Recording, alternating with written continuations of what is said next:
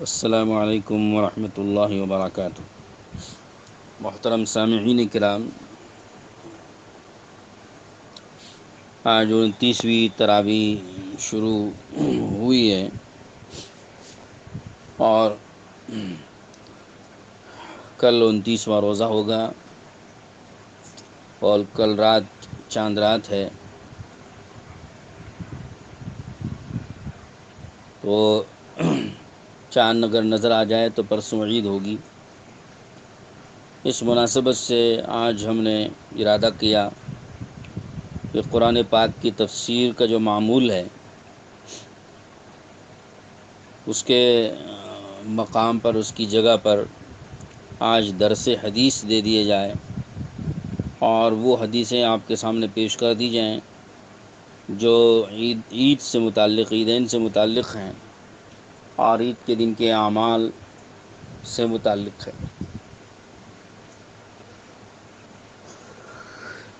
تو چنانچہ ہم اس وقت میں ایسی چند حدیثیں اور اس سے ثابت شدہ بعض احکامات پیش کریں گے جن میں عیدین کے بارے میں حضور اکرم صلی اللہ علیہ وسلم اور صحابہ اکرام کے معمولات کیا ہیں وہ آپ کے سامنے آ سکیں۔ تو بہرحال سماعت فرمائیں توجہ کے ساتھ۔ بسم اللہ الرحمن الرحیم، نحمدہ ونصلی علی رسولہ الکریم، اما بعد۔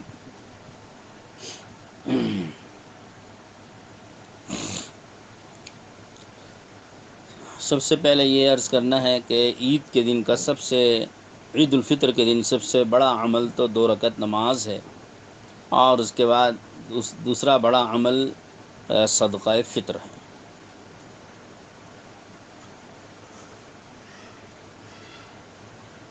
اس کے علاوہ بعض جو اعمال ہیں وہ آپ کے سامنے ترتیب سے، بلکہ میں بلا ترتیب ہی ذکر کرتا چلوں گا، جیسے جیسے سامنے آتی جائیں احادیث تو میں آپ کے سامنے بے ترتیب ہی سے صحیح پیش کرتا چلا جاؤں گا، آپ اسے سننے میں ترتیب دے لیجیے۔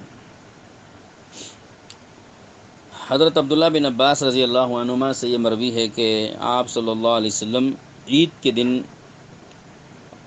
آپ نے نکل کر 2 رکعت نماز پڑھائی، اور اسی طرح ایک اور روایت ہے حضرت عبداللہ بن عباس رضی اللہ عنہما ہی سے کہ آپ صلی اللہ علیہ وسلم نے عید الفطر کو اور عید الاضحیٰ کو، دونوں کے موقع پر آپ باہر نکلے اور آپ نے لوگوں کو 2 رکعت نماز پڑھائی، پھر واپس آ گئے، اور نہ اس سے پہلے آپ نے نماز پڑھی نہ اس کے بعد نماز پڑھی۔ یعنی عید کی نماز کے لیے جب آپ نکلے ہیں عیدگاہ میں، وہاں آپ نے کوئی اور نماز نہ اس سے پہلے پڑھی اور نہ اس کے بعد پڑھی عید کے دن۔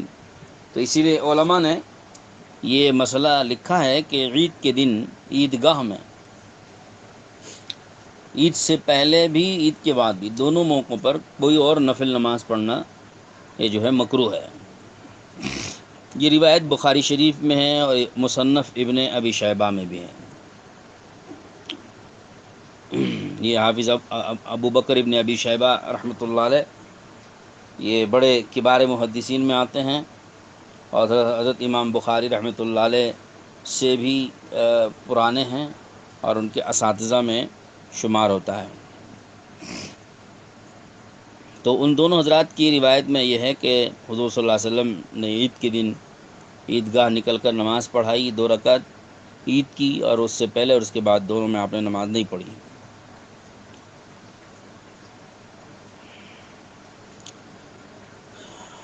حضرت ابن عباس رضی اللہ عنہما ہی سے مروی ہے کہ آپ صلی اللہ علیہ وسلم عید الفطر اور بقرعید کے دن آپ نے غسل فرمایا کرتے تھے۔ یہ روایت ابن ماجہ میں، سنن ابن ماجہ کے اندر موجود ہے۔ تو علماء نے یہ فرمایا ہے کہ عید کے دن غسل کرنا سنت ہے۔ محترم سامعین کرام، عید کی جو سنتیں ہیں وہ مجموعی طور پر فقہاء نے مختلف کتابوں سے اخذ کر کے یہ بیان فرمائی ہیں کہ عید کے دن ایک تو غسل کرنا، دوسرے مسواک کرنا، اور تیسرے عمدہ کپڑے پہننا۔ یہ نہیں کہا کہ نئے کپڑے، بلکہ عمدہ کپڑے اپنے پاس جو موجود ہیں ان میں سے سب سے عمدہ کپڑے پہننا، اور خوشبو لگانا ہے، عمدہ خوشبو عطر جو اپنے پاس موجود ہے اس میں سے. اور عید الفطر میں عید سے پہلے کچھ میٹھا کھا کر کے جانا اور صدقہ فطر ادا کر کے جانا. یہ 6 سنتیں جو ہے عید سے پہلے کی فقہائے کرام نے بیان فرمائی ہیں اپنی کتابوں میں. علامہ شامی رحمۃ اللہ علیہ نے بھی اس کو ذکر فرمایا ہے صاحب در مختار کے حوالے سے. تو لہذا اس کی احادیث تو آپ کو آ جائیں گی سامنے. تو لہٰذا یہ میں نے پہلی حدیث پیش کر دی کہ جس میں آپ صلی اللہ علیہ وسلم کے بارے میں آیا ہے کہ آپ غسل فرماتے تھے.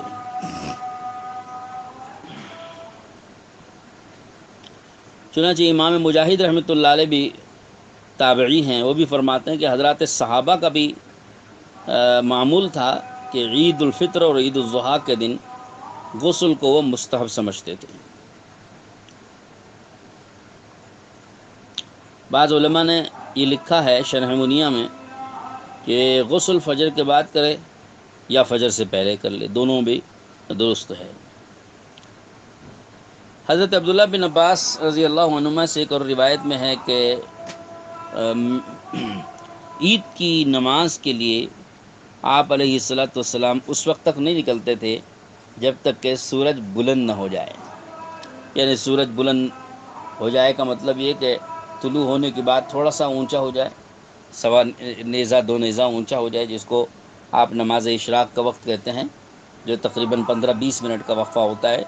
تو اتنا اونچا ہونے تک آپ علیہ الصلوۃ والسلام عید کی نماز پڑھانے کے لیے نہ نکلتے تھے. تو اس سے معلوم ہوتا ہے کہ گویا آپ علیہ الصلوۃ والسلام کا معمول یہ تھا کہ آپ جو ہے صبح سویرے اشراق کے وقت میں ہی نماز عید پڑھا دیا کرتے تھے. چنانچہ حضرت جندب رضی اللہ عنہ سے مروی ہے کہ آپ صلی اللہ علیہ وسلم نے ہم لوگوں کو عید کی نماز پڑھائی اس وقت جب کہ سورج 2 نیزے کے مثل اوپر آ گیا تھا. یہ تقریباً اشراق کا وقت ہو گیا.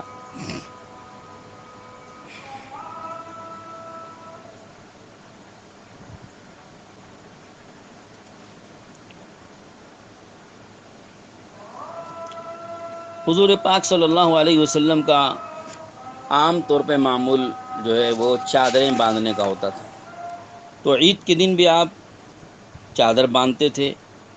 تو حضرت جابر رضی اللہ عنہ سے روایت ہے کہ آپ صلی اللہ علیہ وسلم عید الفطر اور بقرعید میں آپ نے چادر زیب وطن فرمائی تھی. یہ بھی مصنف ابن ابی شیبہ اور سنن کبریٰ میں روایت موجود ہے. اور ایسی بہت سی روایتیں ملیں گی کہ جس میں آپ صلی اللہ علیہ وسلم سے یہ آتا ہے کہ آپ چادر آپ علیہ الصلوۃ والسلام نے زیب وطن فرمائی اور چادر باندھی. اظہار پہننا اور قمیص مکمل پہننا جیسے ہمارے ہاں بنی بنائی شکل کی ہوتی ہیں، یہ بہت کم پہنا جاتا تھا. زیادہ تر آپ علیہ الصلوۃ والسلام چادر پہنا کرتے تھے، چادر اوڑھا کرتے تھے. آپ کے بدن پر چادریں ہوا کرتی تھیں. حضرت علی رضی اللہ عنہ سے ایک اور روایت میں ہے کہ آپ صلی اللہ علیہ وسلم نے عید الفطر اور عید الاضحیٰ بقرعید میں آپ نے عمامہ آپ علیہ السلام باندھتے تھے اور لال چادر استعمال فرماتے تھے. یہ حضرت علی نے آپ کا معمول لکھا ہے، معمول ہے یہ آپ کا. اس سلسلے میں سوال پیدا ہوتا ہے کہ لال چادر تو لال رنگ تو عورتوں کے لیے ہوتا ہے، تو حضور کیسے اس کو زیب وطن فرماتے؟ تو اس سلسلے میں کہنے کے بجائے خود ایک اور روایت پیش کر دیتا ہوں. حضرت جابر سے مروی ہے آپ علیہ الصلوۃ والسلام کے پاس ایک عمدہ دھاری دار چادر تھی، جو لال دھاریوں والی چادر، تو اسے آپ عیدین کے دن پہنا کرتے تھے. تو اس سے صاف ہوگی بات کہ آپ جو لال چادر پہنتے تھے تو وہ دراصل لال دھاریاں ہوتی تھیں. دیکھنے والے کو سارا جو ہے لال ہی رنگ نظر آتا تھا، حالانکہ حقیقت میں دھاریاں لال تھیں اور اصل چادر دوسرے رنگ کی تھی. تو لال دھاریاں ہونے کی وجہ سے نمایاں ہو گئی ہوں گی، جس کی وجہ سے لوگوں نے کہا کہ لال چادر پہنتے تھے.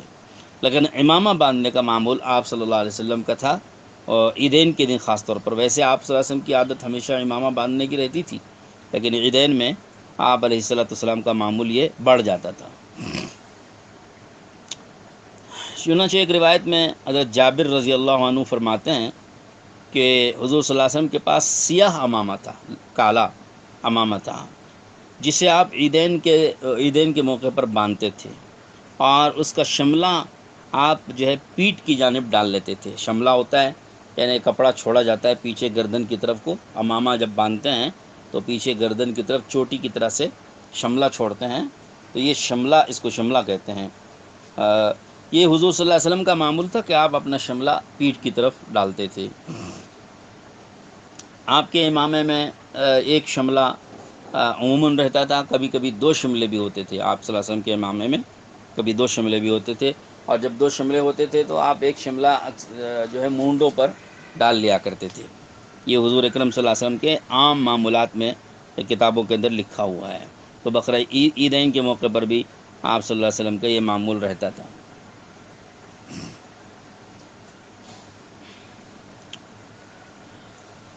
اب آپ نے علماء کرام کی ہدایات میں تھوڑا سا پڑھا ہوگا کہ آج کل لاک ڈاؤن جو چل رہا ہے، ان لاک ڈاؤن کے حالات میں جن لوگوں کو عید کی نماز نہ مل سکے تو وہ لوگ گھروں میں اپنی 2 رکعت نماز چاشت کی وہ پڑھ لیا کریں۔ یہ آپ نے پڑھا ہوگا۔ تو یہ بھی اس کو بھی ثابت کیا گیا ہے کہ اگر کسی کو نماز نہ ملے تو وہ گھروں میں جا کے اپنی 2 رکعت 4 رکعت نماز پڑھ لیا کریں۔ ہاں، عید کے دن بعض خواص کے لیے علامہ شامی رحمۃ اللہ علیہ نے، فقہاء کرام نے لکھا ہے کہ عید کے دن چونکہ عید کی نماز سے پہلے تو نفل مکروہ ہے، آپ گھر میں پڑھیں یا عیدگاہ میں پڑھیں، عید کی نماز سے پہلے جو ہے وہ گھروں میں نفل پڑھنا اور عیدگاہ میں پڑھنا دونوں جگہ مکروہ لکھا ہے۔ لیکن عید کی نماز کے بعد عیدگاہ میں تو نفل پڑھنا مکروہ لکھا ہے، مگر گھروں میں آنے کے بعد نفل پڑھنا مکروہ نہیں ہے، بلکہ بہتر لکھا ہے کہ بہتر ہے کہ گھروں میں واپس آنے کے بعد جو ہے وہ 2 رکعت یا 4 رکعت جو ہے نفل پڑھ لیں۔ چنانچہ میں ایک روایت اس سلسلے میں پیش کرتا ہوں۔ حضرت ابو سعید خدری رضی اللہ عنہ سے مروی ہے، آپ صلی اللہ علیہ وسلم عید سے قبل کوئی نماز نہیں پڑھتے تھے، گھر لوٹتے تو گھر میں 2 رکعت پڑھ لیتے تھے۔ یہ روایت جو ہے موجود ہے، اور ابن خزیمہ، صحیح ابن خزیمہ میں یہ روایت موجود ہے۔ تو علماء نے یہی لکھا ہے کہ عید سے قبل تو مطلقاً گھر میں ہو یا عیدگاہ میں ہو نماز پڑھنا صحیح نہیں ہے، حتیٰ کہ اس دن اشراق کی نماز بھی نہیں پڑھنا چاہیے۔ البتہ عید کے بعد عیدگاہ میں تو نماز نہ پڑھے، گھر لوٹنے کے بعد نفل پڑھ سکتے ہیں۔ معارف السنن میں صاحب معارف السنن نے جلد نمبر 4 صفحہ نمبر 343 میں یہ مسئلہ بیان فرمایا ہے۔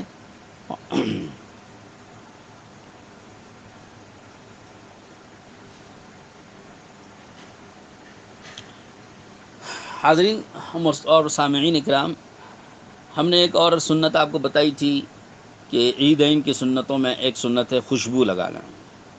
تو خوشبو لگانے کے متعلق بھی حدیث میں آتا ہے کہ حضرت حسن ابن علی رضی اللہ عنہ، حضرت علی المرتضیٰ رضی اللہ عنہ کے ایک بیٹے جو حضرت حسن رضی اللہ عنہ ہیں، ان سے روایت ہے کہ انہیں حضور صلی اللہ علیہ وسلم کے نواسے ہیں۔ ہم لوگوں کو آپ علیہ السلام نے حکم دیا کہ عید میں موجودہ عطر میں سے بہترین عطر لگائیں۔ آپ کے پاس جو عطر موجود ہے اس میں سے سب سے بہترین عطر آپ لوگ لگائیں۔ نواسے رسول نے روایت بیان کی ہے یہ کہ ہم کو حضور صلی اللہ علیہ وسلم نے عمدہ عطر لگانے کا حکم دیا۔ علماء نے فرمایا کہ صاحب عطر لگانا عید کے دن جو ہے وہ سنت ہے، حتیٰ کہ جمعے کے دن بھی عطر کا استعمال کرنا، خوشبو استعمال کرنا سنت لکھا ہے۔ تو بلکہ علماء محققین علماء یہ کہتے ہیں کہ بھائی جب بھی کوئی مجمع میں آپ جا رہے ہوں، کہیں بھی کسی مجمع میں آپ جا رہے ہوں، تو لوگوں کو چونکہ عام طور پر انسان کے بدن سے بدبو نکلتی ہے، پسینے کی بدبو ہوتی ہے، بدن کے میل کی بدبو ہوتی ہے، اور ویسے بھی گرمی جب بدن میں ہوتی ہے تو اس کی وجہ سے لوگوں کو تھوڑی بہت جو ہے وہاں گرمی اور بدن کی بھپکارے وغیرہ سے، بدن کی بھانپ وغیرہ سے تکلیف ہوتی ہے۔ تو ایسے موقعوں پر جب مجموعوں میں جانا ہو رہا ہے تو خوشبو لگا کر جانا یہ بہرحال سنت ہے۔ ہم لوگ عام طور پہ خوشبو کے متعلق بہت غفلت برتتے ہیں، خوشبو استعمال نہیں کرتے ہیں، یا استعمال بھی کرتے ہیں تو ایسی خوشبو استعمال کرتے ہیں کہ جو 4 آنے 8 آنے کے برابر کی ہو، یعنی بہت 25-30 روپے میں مل جاوے، ہاں، یا 50 روپے میں مل جائے، چھوٹا سا ہلکی پھلکی معمولی سے سستے سے خوشبو تلاش کرتے ہیں۔ اور وہ وجہ خوشبو کہنے کے، وہ تو بدبو کہنے کے قابل ہوتی ہے کہ آدمی اگر اس کو لگا کے مجمع میں آ جائے تو بغیر لگائے ہی ذرا راحت ملتی تھی، اور اس عطر کو لگانے کی وجہ سے تو راحت کی وجہ تکلیفی ہو گئی۔ پاس میں کھڑا ہوا آدمی کو 2 رکعت نماز پڑھنا اس کے بازو مشکل ہو جاتا ہے، ایسی خوشبو ہوتی ہے وہ کہ جو بالکل بدبو سے بھی زیادہ بدترین ہوتی ہے۔ بدبو تو بھی تھوڑا سا سنبھال لی جا سکتی ہے، مگر یہ خوشبو سنبھال نہیں سکتے، ایسی خوشبو لگاتے ہیں۔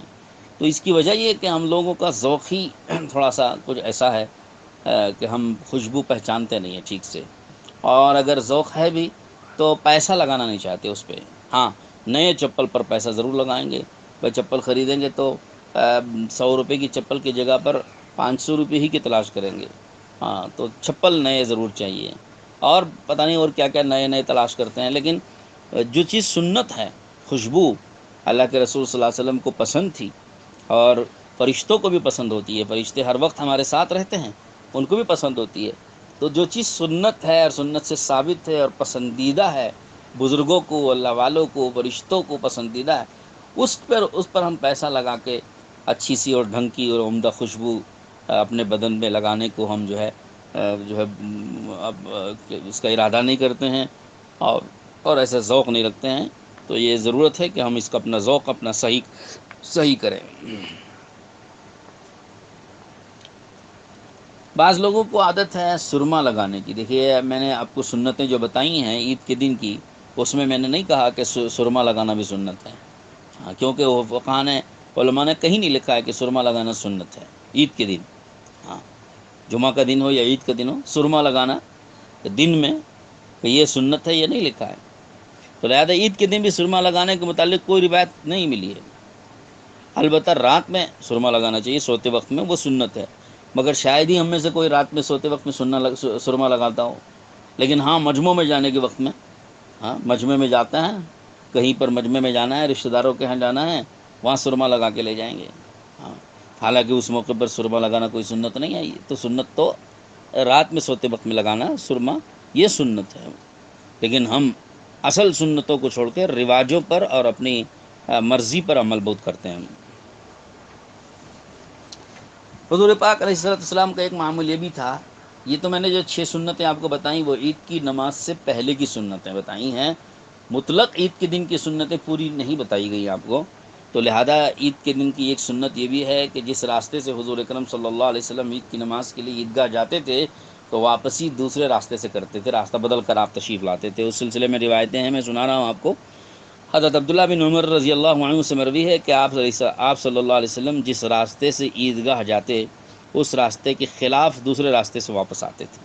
سنن کبریٰ کی روایت ہے۔ حضرت مطلب ابن عبداللہ رضی اللہ عنہ کی روایت ہے کہ آپ علیہ السلام عیدگاہ شاہ راہ اعظم سے جاتے تھے، یعنی بڑے راستے سے عیدگاہ جاتے تھے۔ جانے کے وقت میں آپ بڑا راستہ اختیار کرتے، مین روڈ، بڑا راستہ، اور جب واپس آتے تو دوسرا راستہ دار عمار کی طرف سے واپس آتے تھے، یعنی دوسرا جو چھوٹا راستہ ہے اس راستے سے آپ علیہ السلام واپس آتے تھے۔ اس کی وجہ کیا ہے، ایسا کیوں آپ علیہ السلام فرماتے تھے؟ تو امام رافعی نے اس سلسلے میں وہ لکھا ہے کہ آپ علیہ السلام جانے میں طویل راستہ اختیار کرتے، واپس آنے میں مختصر راستہ اختیار کرتے، اور اس کا مقصد یہ ہوتا تھا کہ دونوں راستوں کے فقراء کی مدد ہو جائے۔ یعنی آپ صدقات و خیرات کرتے ہوئے جاتے تھے، واپس آتے ہوئے بھی صدقہ خیرات کرتے ہوئے واپس آتے تھے۔ تو ایک مقصد تو آپ کا یہ ہوتا تھا۔ دوسرا مقصد آپ صلی اللہ علیہ وسلم کا یہ بھی ہوتا تھا کہ دونوں راستوں سے آپ گزر کر اپنی جو برکتیں ہیں، پاؤں آپ جس راستے سے گزرتے ہیں تو وہاں برکتیں ہی برکتیں ہو جاتی ہیں، جس راستے میں آپ کے پاؤں مبارک پڑتے ہیں ان پہ آپ کی برکتیں ہو جاتی ہیں، اور جس راستے سے آپ کا بدن مبارک گزرتا ہے وہاں کی فضائیں بھی آپ کے بدن مبارک سے ٹکراتی ہیں۔ تو گویا آپ علیہ السلام یہ چاہتے تھے کہ جو برکات ہیں جو اللہ نے آپ کو عطا فرمائی ہیں، وہ برکات دونوں راستوں پر عام ہو جائیں، چاروں طرف جو ہے وہ پھیل جائیں۔ اس لیے آپ ایک راستے سے گزرنا اور دوسرے راستے سے واپس آنا فرماتے تھے۔ یہ آپ کے معمول کی وجہ امام رافعی رحمۃ اللہ علیہ نے بیان کی، اور علماء نے اسی کی وجہ سے اس بات کو مستحب قرار دیا ہے کہ صاحب جب آپ جائیں عیدگاہ کو تو ایک راستے سے جائیں اور دوسرے راستے سے واپس آئیں۔ عید کی نماز میں جو طریقہ لکھا گیا ہے اس میں یہ ہے کہ عید کی نماز کے دن نہ اذان ہے اور نہ کوئی تکبیر ہے۔ عید کی نماز کے لیے اذان بھی نہیں ہوگی اور خطبے کے وقت میں جو ہے تکبیر بھی نہیں پڑھی جائے گی۔ یہ مسلم شریف، بخاری شریف وغیرہ میں روایت موجود ہے۔ یہ حضرت جابر رضی اللہ عنہ سے نبی پاک علیہ السلام کا یہ ارشاد منقول ہے۔ یہ عید میں نبی پاک صلی اللہ علیہ وسلم کا عمل موجود ہے کہ آپ علیہ السلام عید کے دن بغیر اذان اور بغیر تکبیر کے آپ نے نماز پڑھائی اور خطبہ دیا تھا۔ حضرت ابن عمر رضی اللہ عنہ فرماتے ہیں کہ میں آپ صلی اللہ علیہ وسلم کے ساتھ عید کے دن تھا، آپ کے ساتھ موجود تھا عید کے دن، تو آپ علیہ السلام نے بلا اذان و بلا تکبیر کے آپ نے عید کی نماز پڑھائی۔ یہ مسند احمد کی روایت ہے۔ تو غرض علماء نے اسی کی وجہ سے، روایتیں تو اسی بہت ساری ہیں، تو میں نے ایک دو روایتیں آپ کو پیش کی، تو علماء نے اسی کی وجہ سے لکھا ہے کہ عید کے دن نہ اذان ہے اور نہ اقامت ہے۔ حضور صلی اللہ علیہ وسلم کا یہ بھی طریقہ تھا کہ نماز عید کے دن جو ہے نماز پہلے پڑھاتے تھے، خطبہ بعد میں دیتے تھے، جبکہ آپ جمعہ کے دن کیا کرتے ہیں، اس کا برعکس ہوتا ہے، پہلے خطبہ دیا جاتا ہے، بعد میں نماز پڑھی جاتی ہے۔ لیکن عید کے دن آپ کا اس کا طریقہ حضور صلی اللہ علیہ وسلم کا اس کے برعکس ہوتا تھا، تو پہلے نماز پڑھی جاتی تھی اور بعد میں خطبہ دیا جاتا تھا۔ یہی طریقہ سنت ہے اور یہی ثابت ہے۔ چنانچہ حضرت ابو سعید خدری رضی اللہ عنہ روایت کرتے ہیں کہ عید اور بقرعید، عید الفطر اور بقرعید کے دن دونوں موقعوں پر آپ علیہ السلام جب عیدگاہ جاتے تھے تو سب سے پہلا کام آپ نماز پڑھاتے تھے۔ یہ بخاری مسلم کی روایت ہے۔ یہ سب سے پہلا کام آپ کا جو یہ تھا کہ وہ آپ نماز پڑھاتے تھے۔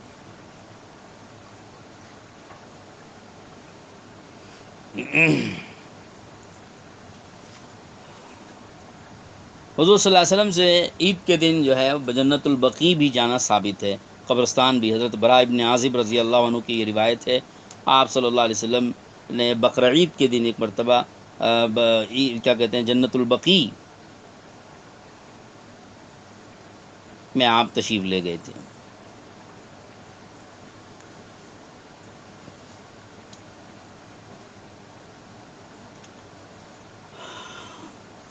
آج کل حاضرین کرام آپ دیکھ رہے ہوں گے کہ عیدگاہ میں نماز پڑھنے کا موقع نہیں مل رہا ہے اور اجازت نہیں مل رہی ہے، تو مساجد میں البتہ وہ بھی محدود تعداد کے ساتھ اجازت دی جا رہی ہے، جیسا کہ جمعہ پڑھا جا رہا تھا 4-5 آدمی، اور باقی سب لوگوں کو گھروں میں نماز پڑھنے کے لیے کہا جا رہا ہے۔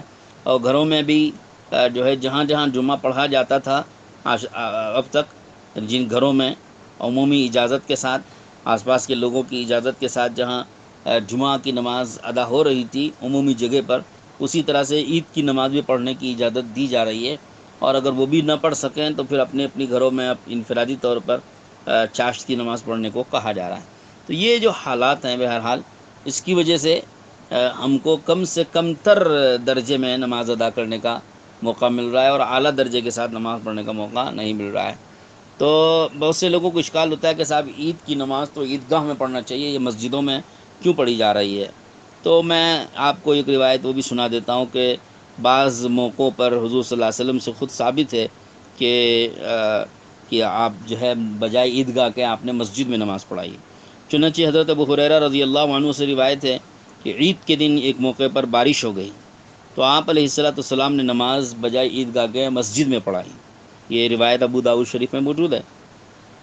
اسی طرح حضرت عبداللہ بن عامر رضی اللہ عنہ کی روایت میں ہے کہ حضرت عمر کے زمانے میں عید کے دن بارش ہونے لگ گئی ایک مرتبہ، تو عیدگاہ نہیں جا سکے، جہاں نماز عید اور نماز عید پڑھی جاتی ہے وہاں نہیں جا سکے، تو لوگوں کو مسجد میں جمع کیا اور مسجد ہی میں نماز پڑھائی حضرت عمر رضی اللہ عنہ نے۔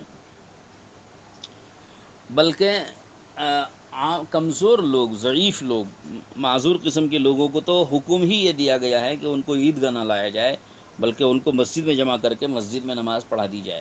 یعنی جب عیدگاہ بھی جانے کی اجازت ہو تب بھی ایسے معذور و کمزور لوگوں کو عیدگاہ میں نماز پڑھنے کا حکم دیا جا چکا ہے۔ ابو اسحاق رحمۃ اللہ علیہ سے منقول ہے کہ حضرت علی نے حکم دیا تھا کمزور لوگوں کو مسجد میں عید کی 2 رکعت نماز پڑھا دی جائے۔ یہ حکم حضرت علی نے دیا تھا اپنی خلافت کے زمانے میں، کنز المال میں روایت موجود ہے۔ اور اس کی روایتیں اور بھی بہت ساری ہیں، اعلاء السنن میں اور سنن کبریٰ میں بیہقی کی جو ہے اس میں یہ روایتیں موجود ہیں کہ کمزور لوگوں کو، ضعیف لوگوں کو مسجد میں 2 رکعت عید کی نماز پڑھا دینے کا حکم حضرت علی رضی اللہ عنہ نے دیا تھا۔ تو یہ روایت موجود ہے کئی کتابوں میں حدیث کی۔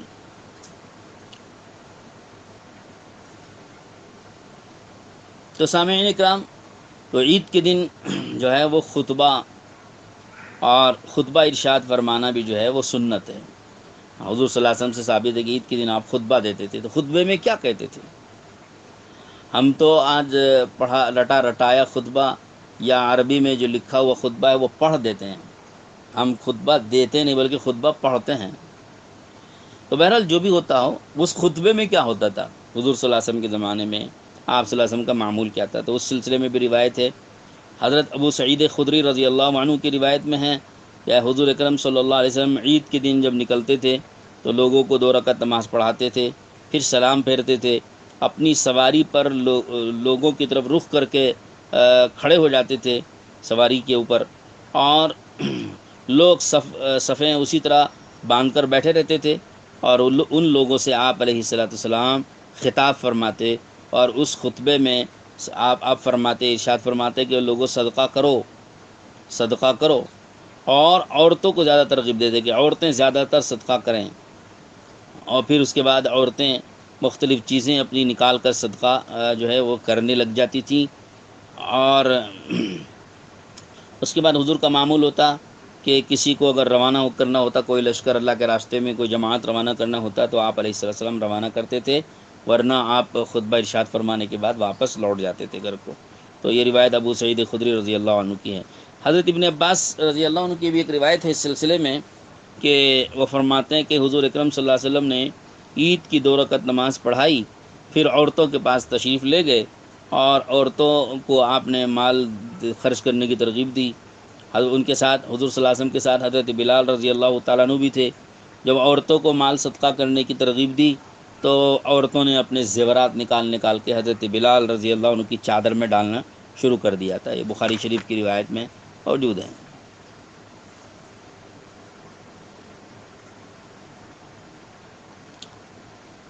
ایک روایت میں حضرت جابر بن عبداللہ رضی اللہ عنہ فرماتے ہیں کہ میں عید کے دن حضور صلی اللہ علیہ وسلم کے ساتھ میں تھا، آپ علیہ السلام نے بلا اذان و اقامت کے خطبے سے پہلے نماز پڑھائی، اور نماز ختم ہوئی تو حضرت بلال کے سہارے کھڑے ہوئے، حمد و ثنا ارشاد فرمایا، اور حمد و ثنا کے بعد آپ نے واعظ کہنا شروع کیا۔ اس واعظ میں آپ نے لوگوں کو نصیحت فرمائی اور اطاعت کرنے کی ترغیب دی۔ پھر اس کے بعد وہاں سے نکل کر آپ عورتوں میں تشریف لے گئے، ان کی حضرت بلال رضی اللہ عنہ بھی ساتھ میں تھے۔ وہاں عورتوں کو حضور صلی اللہ علیہ وسلم نے تقوی کا حکم دیا، نصیحت فرمائی اور خدا کی حمد و ثنا بیان کی، پھر ان کو بھی اطاعت کرنے کی ترغیب دی۔ اس کے بعد صدقہ کرنے کی ترغیب دی، فرمایا ان کو عورتوں کو کہ تم صدقہ کرو، میں نے دیکھا ہے کہ تمہاری اکثر عورتیں جہنم میں جلیں گی، اکثر عورتیں جہنم میں جلیں گی۔ یہ سب باتیں نسائی شریف میں موجود ہیں۔ یہاں ایک بات میں عرض کر دینا ضروری سمجھتا ہوں کہ اس کو سننے کے بعد لوگوں کو کا یہ ذہن بنتا ہے کہ صاحب عید کی نماز کے لیے عورتوں کو بھی جانا چاہیے مسجدوں میں، عید گاہوں میں، جیسا کہ بہت سے لوگوں کا ایک اس میں رجحان پایا جاتا ہے کہ عید کی نماز پڑھنے کے لیے عورتوں کو عیدگاہ میں جانا چاہیے۔ تو اس سلسلے کی بھی مختلف روایتیں ہیں کہ جن روایتوں میں یہ ثابت ہے کہ حضور صلی اللہ علیہ وسلم نے عورتوں میں خطبہ دیا یا عورتیں وہاں تشریف لائی تھیں، تو یہ حضور اکرم صلی اللہ علیہ وسلم کا زمانہ تھا، جو سب سے بہترین زمانہ، خیر القرون کا زمانہ ہے، فتنوں کا زمانہ نہیں تھا۔ ان زمانوں میں فتنے نہیں تھے۔ پہلی بات تو یہ کہ فتنے نہیں تھے، دوسری بات تو یہ کہ خود براہ راست حضور صلی اللہ علیہ وسلم سے شرف حاصل کرنا حدیث کے سننے کا، یہ شرف حضور کے بعد پھر حاصل نہیں ہو پائے گا۔ تو عورتوں کو یہ خواہش ہوتی تھی کہ براہ راست حضور صلی اللہ علیہ وسلم سے ہم سب چیزیں سنیں گے، کیونکہ حضور سے براہ راست لینا، جو کہ حضور صلی اللہ علیہ وسلم کو براہ راست اللہ کی طرف سے آتا ہے، تو یہ تو بہت قوی ذریعہ ہوتا ہے نا۔ تو یہ ایک ضرورت تھی، اس لیے حضور نے بھی زیادہ منع نہیں کیا تھا اور صحابہ اکرام نے بھی زیادہ روکا نہیں۔ جب حضور کا وصال ہو گیا، اب اس کی ضرورت ختم ہو گئی، تو صحابہ اکرام نے عورتوں کو مسجد میں آنے سے روکا، عیدگاہ میں بھی آنے سے روکا۔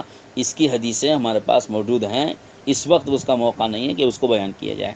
اس لیے علماء نے فرمایا کہ بھئی یہ صحابہ اکرام نے جب روک دیا عورتوں کو مسجد میں آنے سے، عیدگاہ میں آنے سے، مجمعوں میں آنے سے روک دیا ہے، تو ہم کون ہوتے ہیں اجازت دینے والے؟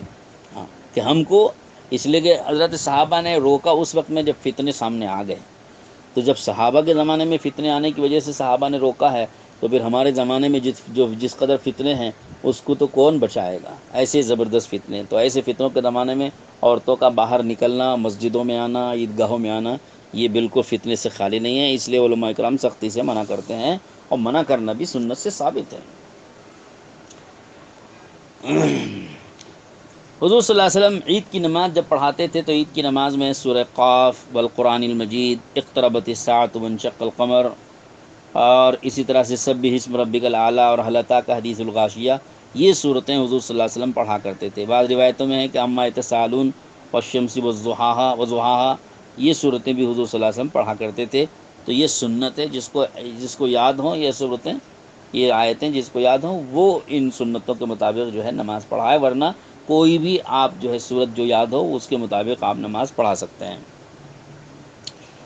حضور صلی اللہ علیہ وسلم سے یہ بھی ثابت ہے، حضرت عبداللہ بن مسعود رضی اللہ عنہ فرماتے ہیں کہ عید کے دن آپ علیہ السلام یہ دعا کراتے تھے. آپ کی یہ دعا ہے عید کے دن کی: اللہم انا نسألک عیشۃ نقیہ ومیتۃ سویہ ومردا غیر مخزی ولا فاضح، اللہم لا تہلکنا فجاءۃ ولا تأخذنا بغتۃ ولا تجعلنا عن حق ولا وصیہ، اللہم انا نسألک العفاف والغنى والتقى والہدى وحسن عاقبۃ الآخرہ والدنیا ونعوذ بک من الشک والشقاق والریاء والسمعة فی دینک یا مقلب القلوب لا تزغ قلوبنا بعد اذ ہدیتنا وہب لنا من لدنک رحمۃ انک انت الوہاب. مجموع الزوائد میں یہ حدیث موجود ہے جس میں یہ دعا حضور صلی اللہ علیہ وسلم کی عید کے دن منقول ہے. تو میں نے جلدی میں پڑھی ہے، آپ حضرات اس کو تھوڑا ٹھہر ٹھہر کے سن لیجیے گا. خطبہ ارشاد فرمانے کے موقع پر ہاتھ میں عصا لینا بھی حضور صلی اللہ علیہ وسلم کی سنت ہے. اگر عصا میسر ہو، بائیں ہاتھ میں عصا لے کر حضور صلی اللہ علیہ وسلم کھڑے ہوتے تھے. یہاں حضرت عبداللہ بن زبیر رضی اللہ عنہ کی روایت موجود ہے کہ فرماتے ہیں حضور صلی اللہ علیہ وسلم کسی عصا وغیرہ کے سہارے سے خطبہ دیتے تھے. حضرت براء ابن عازب کی بھی روایت ہے کہ آپ کمان ہاتھ میں لے کر آپ نے خطبہ دیا تھا. اور ابن جریج کہتے ہیں حضرت عطا سے انہوں نے پوچھا کیا آپ عصا کے سہارے خطبہ دیتے تھے؟ تو انہوں نے جواب دیا ہاں، کسی کے سہارے ٹیک لگا کر آپ صلی اللہ علیہ وسلم خطبہ ارشاد فرماتے تھے. آپ صلی اللہ علیہ وسلم حضرت عبداللہ رضی اللہ عنہ فرماتے ہیں کہ آپ صلی اللہ علیہ وسلم 2 خطبے دیتے تھے اور دونوں خطبوں کے درمیان میں فصل دینے کے لیے، فاصلہ رکھنے کے لیے بیٹھتے تھے آپ صلی اللہ علیہ وسلم. یہ معمول تھا. جس طرح جمعہ کے دن 2 خطبوں کے درمیان میں بیٹھنا ثابت ہے، اسی طرح عیدین کے دن بھی 2 خطبوں کے درمیان میں بیٹھنا چاہیے. 3 سبحان اللہ کے بقدر یا کوئی قل واللہ احد کی مقدار کے بقدر جو ہے بیٹھنا جو ہے یہ سنت ہے، ثابت ہے عیدین کے موقع پر بھی.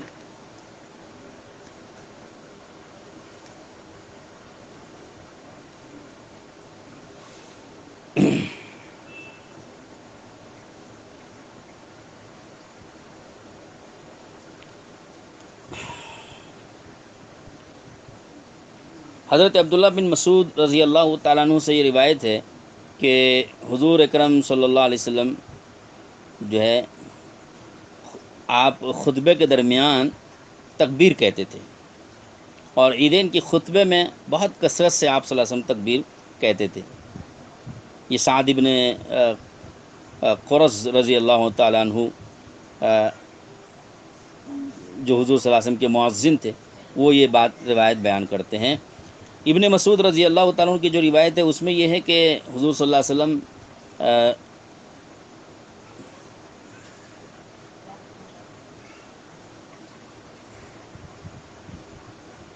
خطبے میں ممبر پر بیٹھنے کے بعد 9 تکبیریں کہتے تھے، پھر اٹھنے کے بعد 7 تکبیریں. یعنی مطلب پہلے خطبے میں ابتدا میں 9 تکبیریں تھیں، اور جب دوسرے خطبے میں اٹھتے تھے تو 7 تکبیریں شروع میں کہتے تھے. یہ معمول لکھا ہے اور اسی کو سنت قرار دیا ہے علماء نے کہ پہلے خطبے میں شروع میں 9 مرتبہ اللہ اکبر اللہ اکبر اللہ اکبر کہے، اور دوسرے خطبے میں شروع میں 7 مرتبہ اللہ اکبر کہنا چاہیے. حضرت عبداللہ بن عمر سے بھی روایت ہے کہ عید کے دن حضور صلی اللہ علیہ وسلم اپنے اہل خانہ کو ساتھ میں لے جاتے تھے. اہل خانہ سے مراد فضل ابن عباس ہیں، عبداللہ بن عباس ہیں، حضرت علی ہیں، جعفر ہیں، امام جعفر ہیں، حضرت حسن، حضرت حسین، حضرت اسامہ بن زید، زید بن حارثہ اور ایمن ابن ام ایمن، ان سب کو ساتھ میں لے جاتے تھے آپ صلی اللہ علیہ وسلم، اور راستے میں تکبیر کہتے ہوئے جاتے تھے یہاں تک کہ عیدگاہ پہنچ جاتے تھے۔ تو یہ اہل اپنے گھر والوں کو ساتھ میں لے جانے کا ذکر ہم نے نہیں دیکھا یہاں پر روایتوں میں کہ ازواج مطہرات کو آپ صلی اللہ علیہ وسلم ساتھ میں لے گئے ہوں، بیویوں کو۔ حضرت انس سے مروی ہے کہ عید سے پہلے حضور صلی اللہ علیہ وسلم چھہارے یعنی کھجور، سوکھے کھجور جو ہیں وہ کھا کر آپ جاتے تھے، اور طاق عدد کھاتے تھے آپ صلی اللہ علیہ وسلم۔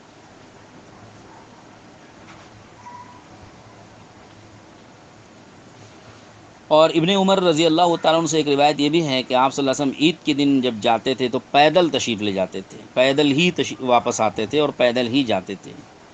چنانچہ علماء نے یہ لکھا ہے کہ عید کے دن پیدل جانا وہ مستحب ہے۔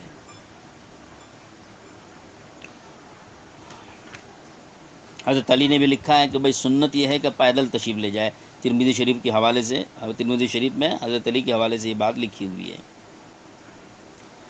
حضرت ابن عمر فرماتے ہیں کہ حضور صلی اللہ علیہ وسلم عید کے لیے جب گھر سے نکلتے تھے تو گھر سے لے کر عیدگاہ تک تکبیر کہتے ہوئے راستے میں جاتے تھے۔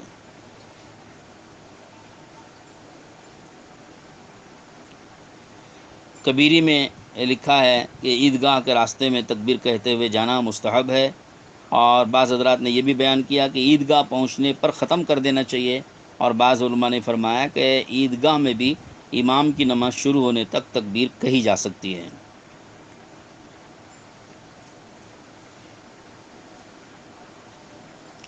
حضرت سعید ابن عاص رضی اللہ عنہ، یہ عید کی نماز کی جو تکبیرات ہیں، ان تکبیرات کے متعلق بہت لوگوں میں اختلاف اور کنفیوژن پایا جاتا ہے، تو میں اس سلسلے میں ایک روایت سنا دیتا ہوں، آپ اس کو سن لیجئے گا، اس کے بعد بات ختم کر رہے ہیں۔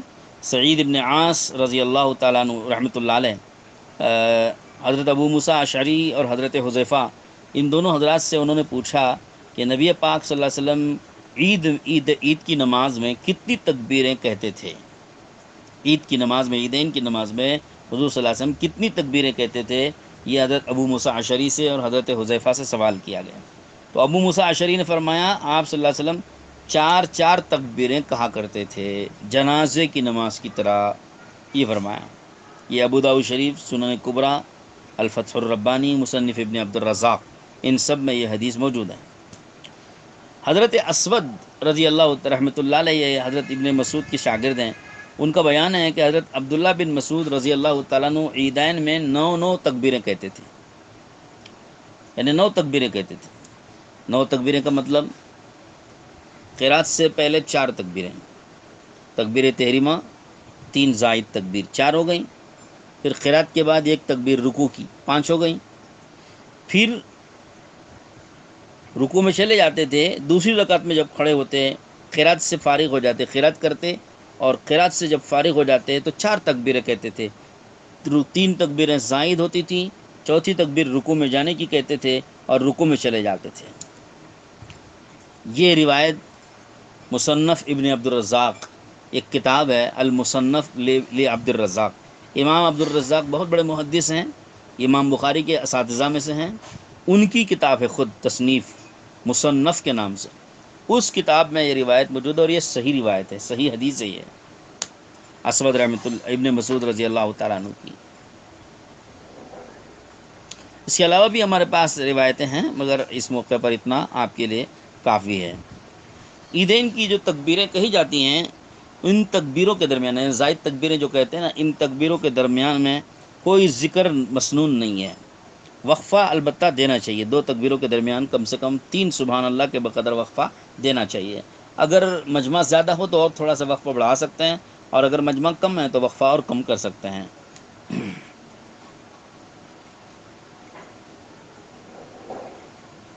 حضرت عمر رضی اللہ عنہ سے روایت ہے کہ تکبیرات کے درمیان میں ہاتھ اٹھاتے تھے، عیدین کی 6 زائد تکبیروں میں ہاتھ کانوں تک اٹھا کر چھوڑ دیا جاتا تھا۔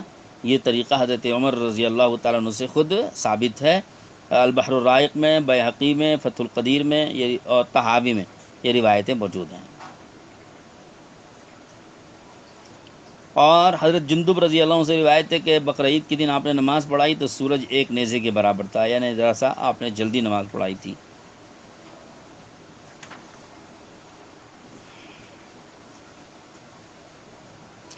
ایک آخری بات، ابن عمر انصاری یہ فرماتے ہیں کہ عید کے دن حضرت واصلہ رضی اللہ عنہ ایک صحابی ہیں، ان سے وہ ملے، تابعی ہیں ابن عمر انصاری، وہ ایک صحابی سے ملے حضرت واصلہ ابن اسقا رضی اللہ عنہ سے، تو میں نے کہا تقبل اللہ منا و منکا، تو انہوں نے بھی جواب میں کہا تقبل اللہ منا و منکا۔ مجمع الزوائد میں روایت موجود ہے۔ کبیری میں ہے کہ ابو امامہ باہلی رضی اللہ عنہ حضرت واصلہ ابن اسقا رضی اللہ عنہ تقبل اللہ منا و منکم کہا کرتے تھے۔ اسی طرح لیث ابن سعد سے بھی منقول ہے، تو ہمارے احناف کے ہاں بھی اس کے متعلق کوئی کراہت منقول نہیں ہے، یہ جائز ہے، جب صحابہ سے ثابت ہے تو جائز ہے، تقبل اللہ منا و منکم کہہ سکتے ہیں آپ۔ عید مبارک کہنے کے بجائے تقبل اللہ منا و منکم کہیے، جو صحابہ سے ثابت ہے۔ تو یہ چند روایتیں آپ کے سامنے پیش کرنا کافی ہے۔ البتہ ایک اور روایت پیش کر دیتا ہوں، حضرت طاؤس رحمۃ اللہ علیہ تابعی ہیں، وہ فرماتے ہیں کہ ان کے متعلق منقول ہے کہ وہ اپنی تمام عورتوں کو حکم دیتے تھے کہ وہ عید کے دن ہاتھ پیر میں مہندی لگائیں۔ چنانچہ ابن جریج فرماتے ہیں کہ مجھے خبر ملی ہے کہ آپ صلی اللہ علیہ وسلم کی بیویاں عید کے بعد سے صبح تک، عشاء کے بعد سے، عید کے دن عشاء کے بعد سے صبح تک مہندی لگانے میں رہتی تھیں، یعنی عید کے ایام میں۔ عید کے دن کی بات مت کہیے، عید کے ایام میں کہیے، اس لیے کہ عید کی جو رات ہے، عید سے پہلے کی جو رات ہے وہ بڑی مبارک رات ہے۔ اس رات میں جاگنے کے متعلق بہت فضائل آئے ہوئے ہیں، روایتوں کے اندر موجود ہیں۔